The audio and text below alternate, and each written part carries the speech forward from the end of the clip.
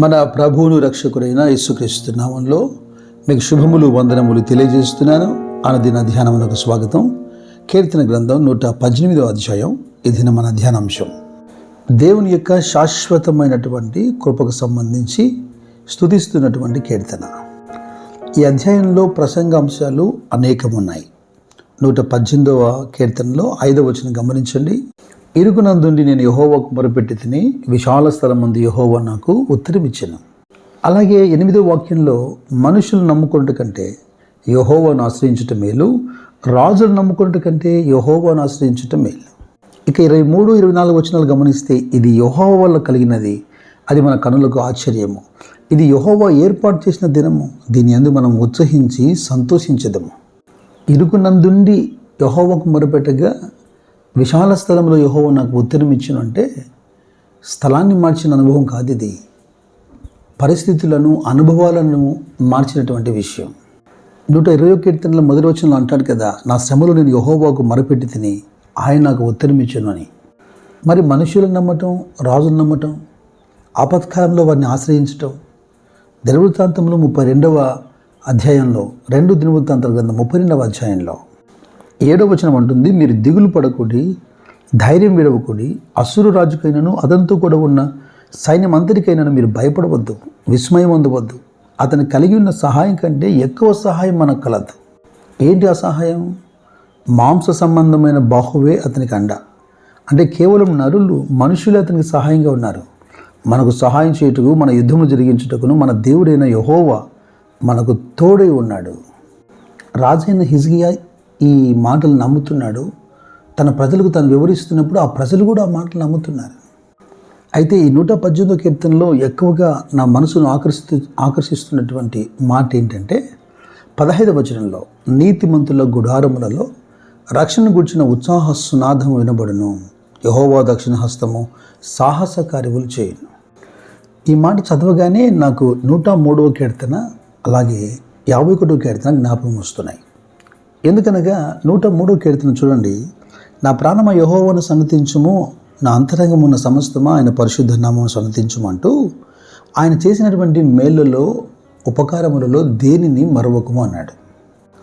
దావీదు దేవుని స్తుతించడానికి మనం అనుకుంటాం, గొర్రెల కాపరిగా ఉన్న దావీదును రాజుగా మార్చాడు, సింహాసనం ఇచ్చాడు, సౌలును పక్కకు నెట్టివేసి ఆ స్థానంలో దావీదును కూర్చుండబెట్టాడు, అతడు గొప్ప చక్రవర్తిగా ఆస్వాదించబడ్డాడు, వెండి బంగారములు, ఐశ్వర్యము, భార్యలు, పిల్లలు, స్తుతి కారణాలు అనేకం ఉన్నాయి అని మనం అనుకుంటాం. 103వ కీర్తనలు మీరు బాగా చూడండి, దావీదు దేవుని స్తుతించడానికి భౌతికమైన ఏ కారణాన్ని ఆధారం చేసుకోలేదు. అతడు వివరిస్తున్న మాటలు ఏంటంటే, 1 రక్షణ, 2వది విమోచన. ఇదిగో దోషములన్నింటికీ క్షమాపణ కలిగింది. ఇదిగో దేవుడు నన్ను గోతిలో నుంచి విమోచించాడు, సంకటములను కుదిర్చాడు.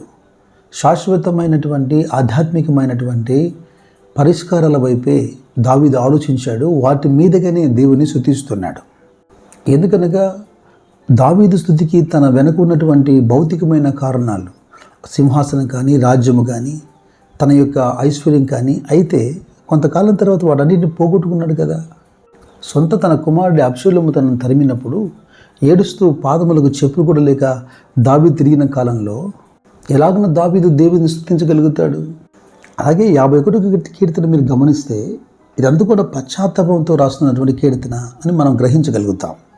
ఇదిగో నేను పాపం చేశాను, నీకు విరోధంగా నేను పాపం చేశాను అంటూ విలపిస్తూ, నేను పవిత్రుడు ఉన్నట్లుగా హిస్సోపుతో నా పాపం పరిహరింపము, హిమము కంటే తెల్లగా ఉన్నట్టు నన్ను కడుగుము. దేవా, నా యందు శుద్ధ హృదయం కలగ చేయము, నా అంతరంగములో స్థిరమైన మనస్సు నూతనంగా పుట్టించుము. నీ సన్నిధిలో నుండి నన్ను త్రోసివేయకము, నీ పరిశుద్ధాత్మను నా యుద్ధ నుండి తీసివేయకము.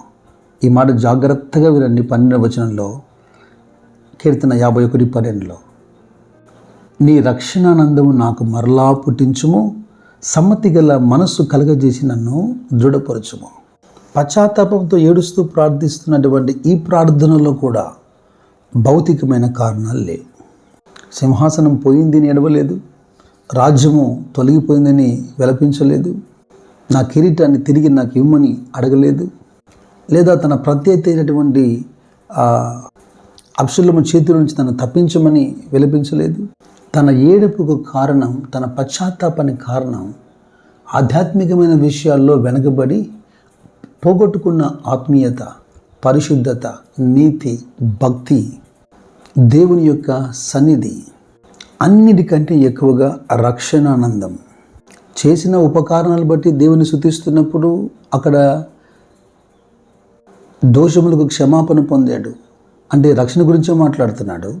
పశ్చాత్తపడి ఏడ్చే దినాల్లో తను పోగొట్టుకున్న పరిశుద్ధత, రక్షణానందం గురించి మాట్లాడుతున్నాడు. మనం దుఃఖంతో ఉపవాసం ఉండి కన్నీరు విడిచి ప్రార్థిస్తున్నప్పుడు దేవుని దగ్గర అవి ఇవి లేవంటూ అనేకమైన భౌతిక విషయాలు ప్రార్థన విన్నపాలుగా పెడుతూ ఉంటాం. ఇక సంతోషంగా కృతజ్ఞత స్తుతి కూడికలు చేస్తున్నప్పుడు ఖచ్చితంగా పిల్లలు పుడితేనో, ఇల్లు కడితేనో, ఒక ఉద్యోగం దొరికితేనో, ఉన్న ఉద్యోగంలో ఒక ప్రమోషన్ కలిగితేనే, అందుకేనేమో దావీదును దేవుడు నా హృదయానుసారుడు అన్నాడు, నా చిత్తమంతా నెరవేర్చువాడు అన్నాడు. తన సంతోషంలో కానీ తన ఏడుపులో కానీ ఈ లోక సంబంధమైన అంశాలకు ప్రాధాన్యత ఇవ్వలేదు దావీదు. అపోస్తలుడైన పౌలు కొరింథీయులతో మాట్లాడుతున్నప్పుడు 2వ పత్రికలో 7వ అధ్యాయంలో 10వ వచనం గమనించండి. దైవ చిత్తానుసారమైన దుఃఖము రక్షణార్థమైన మారు మనసు కలుగజేయును. ఈ మారు మనసు దుఃఖమును పుట్టించదు, అయితే లోక సంబంధమైన దుఃఖము మరణం కలుగజేయును. నీ కలిగే దుఃఖము భౌతిక సంబంధమైతే అది విచారంగా మిగిలిపోయి చివరికి అది మరణ కారణంగా మారుతుంది. అయితే మీరు పొందుతున్నటువంటి దుఃఖము మీకు మారు మనసు కలగజేసినడలా అది దేవుని చిత్తానుసారంగా కలిగిన దుఃఖము కనుక రక్షణార్థమైనటువంటి మారు మనసుగా మిగిలిపోతుంది. నీతిమంతుడు అనేబడేవాడు తాత్కాలికమైన పరిస్థితులపైన ఆధారపడ్డు కనుక స్థితిగతులు ఎలాగున్నా తన గుడారములో రక్షణకు సంబంధించిన సునాద గీతములను ఆలపిస్తూ ఉంటాడు. సత్యము మిమ్మల్ని స్వతంత్రులుగా చేయాలన్న ప్రార్థన. కృప మీకు తోడై ఉండును గాక, కృప మిమ్మల్ని కాయును గాక. God bless you.